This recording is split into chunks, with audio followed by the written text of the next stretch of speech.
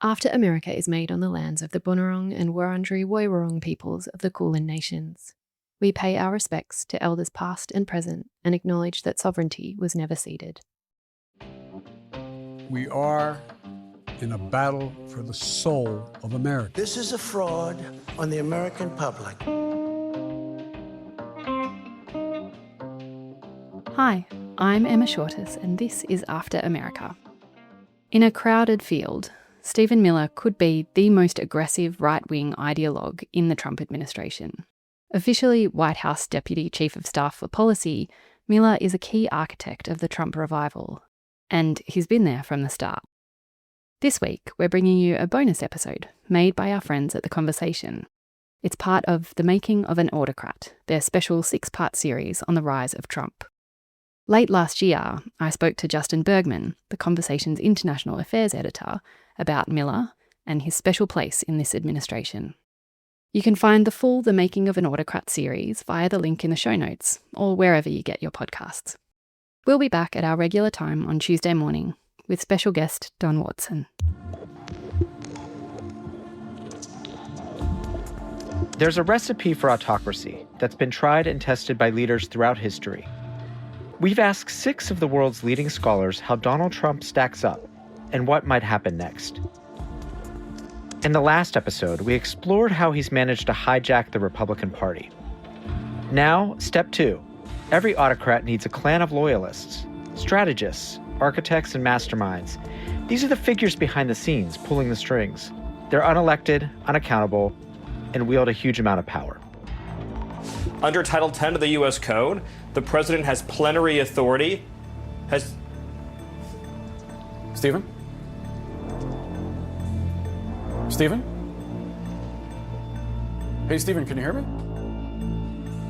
That's Stephen Miller, caught in an awkward moment talking about Donald Trump's plenary authority, another way of saying unlimited power. Miller is Trump's architect-in-chief. His official title doesn't sound all that impressive, Deputy Chief of Staff for Policy, but he's so much more than that.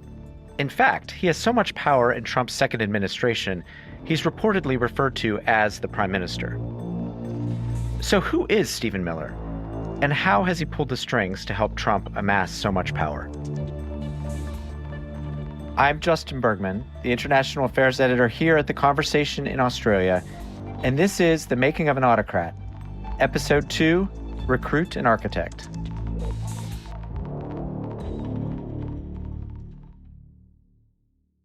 Emma Shortis, you're a historian at RMIT University in Melbourne and director of the Australia Institute's International and Security Affairs program. What can you tell us about Donald Trump and Stephen Miller and how they first met?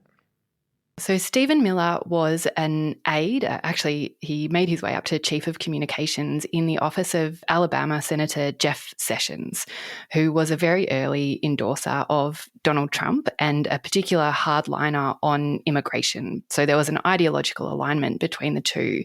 And Miller made his way through Sessions' office into the Trump campaign and very quickly became a Trump surrogate, warming up for Trump during stump speeches and came on as a policy advisor.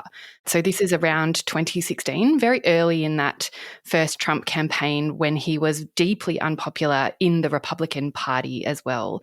So Stephen Miller came on early and is one of the few people really in Trump's orbit who has hung around for that whole decade. And unlike other figures in Trump's orbit, including figures like Vice President J.D. Vance, Miller's never really had a falling out with Trump or issues with Trump. He has demonstrated really his undying loyalty, and that is clearly appreciated by the president. Are there any other things that set him apart? All politicians have staff to support them. So what makes Stephen Miller different from the first Trump presidency? He plays Trump, I think, very well. He understands the president like almost nobody else and demonstrates his undying loyalty, his undying support, and is useful consistently to the president and doesn't forget his place. He knows he is a surrogate and he seeks power within Trump's orbit, within the White House, but doesn't ever undermine the president or, appear to get too big for his boots. So Miller, like a lot of the people that, Trump is drawn to, is a very accomplished communicator. He's very good at making incredibly radical right-wing ideas seem like common sense. He's very good at communicating them and has been practicing that really since he was in high school. So he came into the right-wing media universe very early and really fell into being a warm-up act for Trump. And when he does those warm-up acts, when he speaks for the president, he is particularly good at laundering very hardline ideas. So it's often Miller who will fly the kite for radical uses of the law, for example, that the president then takes up. But there's no universe in which this nation is going to allow the previous president to flood our nation with millions and millions of illegal aliens who just get to stay here. And we are especially not going to allow a subset of those illegal aliens to rape and murder our citizens. So we are going to... Tucker Carlson, early on in Miller's relationship with Trump, described him as the intellectual architect of the insurgency against the Republican Party. So Miller plays that crucial ideological architectural role. He is the kind of brains behind particularly Trump's hardline stances on immigration and the Trump administration's ability to use the levers of power and expand the power available to the president. It's Miller who's doing that. Talk to us about some of his rhetoric. How would you describe it? Miller's rhetoric, I think, is often quite frightening. It's quite incendiary. He will give sometimes almost screeching speeches about the left-wing conspiracy against the United States and particularly about who gets to be American. So his speech at Charlie Kirk's funeral, for example, is a standout to me. You have no idea the dragon you have awakened. You have no idea how determined we will be to save this civilization, to save the West, to save this republic. That's Miller's vision. He wants to be able to decide who gets to be American. And that's why he talks in such heightened rhetorical terms about the Insurrection Act, for example, and about, particular state governors who are committing insurrection against the United States. And when he does this, what he's doing is flying kites, really, for the MAGA universe about how they might further consolidate power and further oppress their enemies. And we can assume he has Trump's ear. Trump listens to him. He follows his guidance. Have you ever seen any kind of pushback from Trump on anything related to Stephen Miller and what his thoughts are? Unusually, there has not, that I can recall, been any pushback from Trump on Miller. And again, that is why he stands out in the Trump universe, because he is so good at this. It makes himself so useful to the president. And, all of the profiles, all of the insider information coming out about Miller says that almost nothing gets to the president without his fingerprints all over it. And you can see that in executive orders and memorandums coming out of the White House that are very much written in the Stephen Miller style. His power appears to go so far in the White House that in one profile of him, he was described as the most powerful unelected bureaucrat in the United States,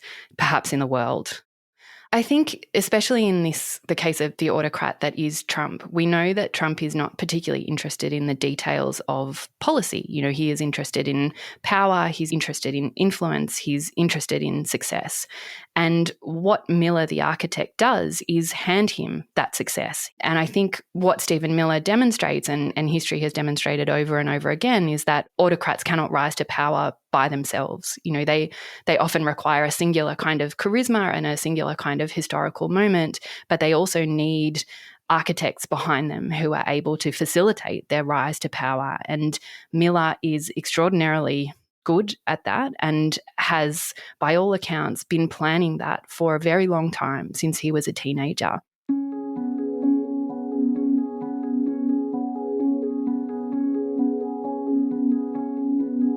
We'll be right back.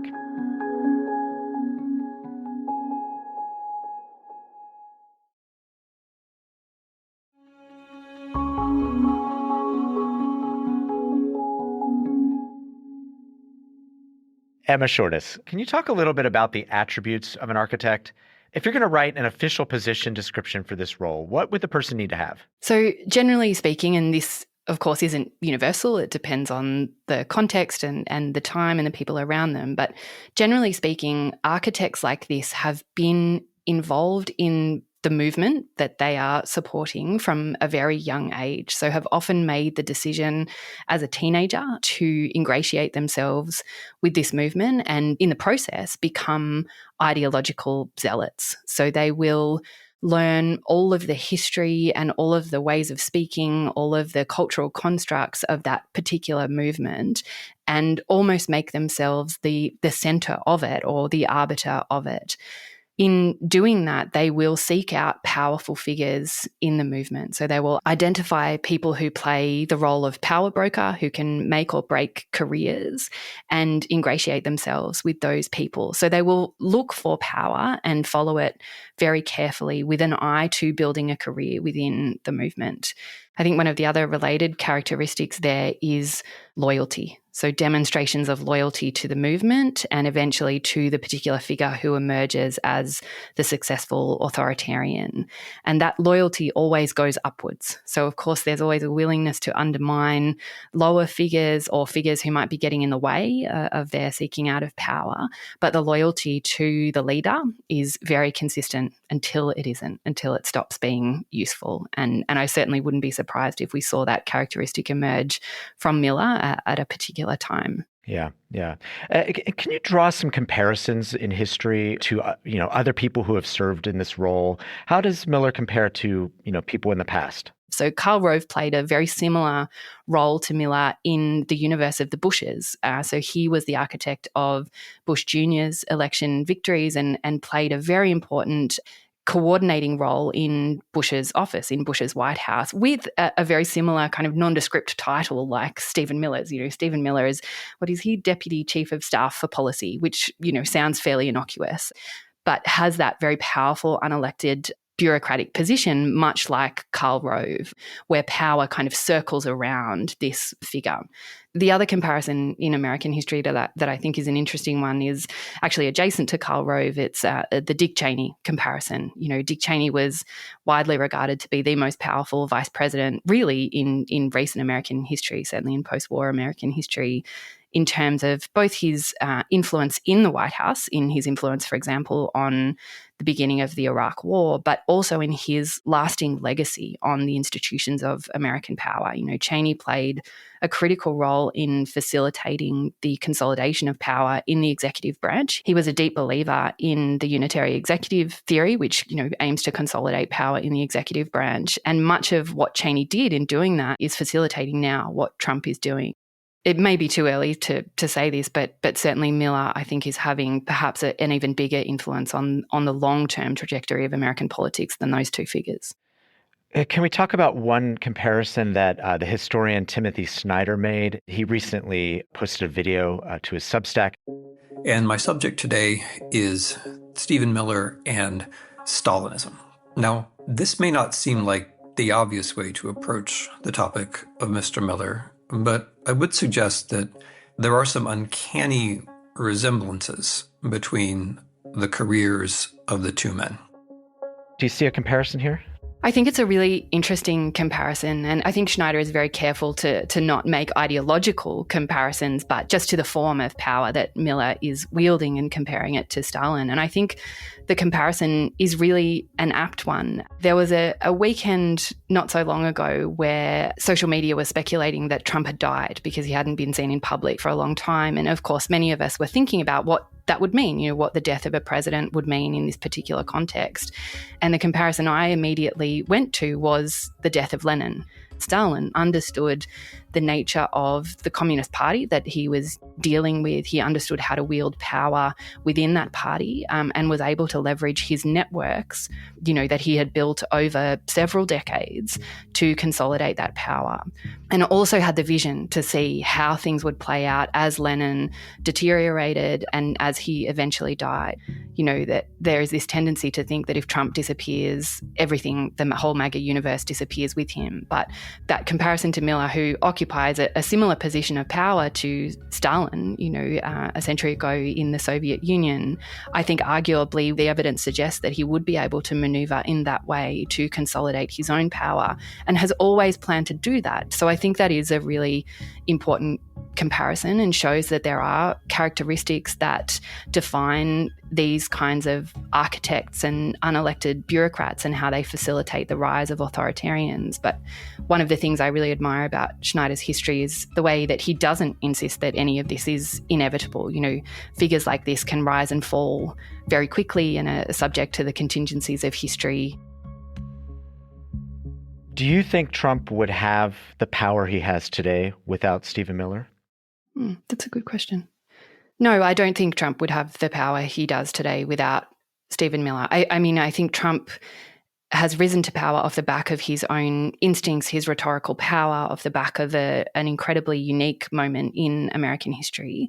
But Stephen Miller has facilitated that rise to power, and he has, in particular, in Trump's second term, facilitated the rise of authoritarianism and the consolidation of power in the White House in the way that I think no one else had previously been able to do in Trump's orbit. I think Stephen Miller learned the lessons of the first Trump presidency more than anybody else and has been very busy implementing them. And I think if we see Trump go further down the road of authoritarianism, which all the evidence suggests that he will, that again will be largely facilitated by Stephen Miller.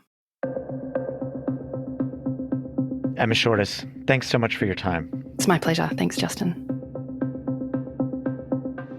You can read more from Emma Shortis at The Conversation. This episode was produced by Isabella Podwinski, sound designed by Michelle Macklem. Our head of audio is Gemma Ware, and our head of editorial innovation is Ashlyn McGee. Misha Ketchell is the editor of The Conversation Australia, and Stephen Kahn is the editor-in-chief of The Conversation UK. The Conversation is a not-for-profit media organization. You can sign up to our free daily newsletter by clicking the link in our show notes. You can also listen to more of our shows wherever you get your podcasts.